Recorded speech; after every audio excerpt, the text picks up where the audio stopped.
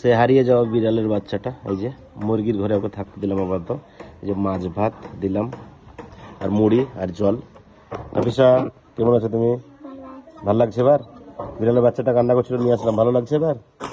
হ্যাঁ, এই যে আমার মেয়ে আর এই যে বাবু আমার ছেলে। লেগে যাবে আব্বু। ধরে নিয়েছে আবার এখানে মুরগির ঘরে একে ভরলাম, কারণ ভয় পাচ্ছে আর খিদেও আছে অনেক ওর।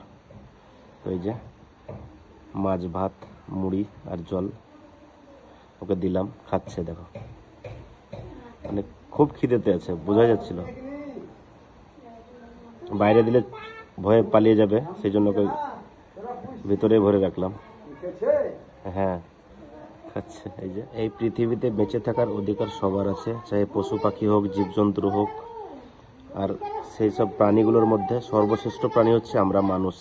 তো এদেরকে দেখভাল করার দায়িত্বটাও আমাদের।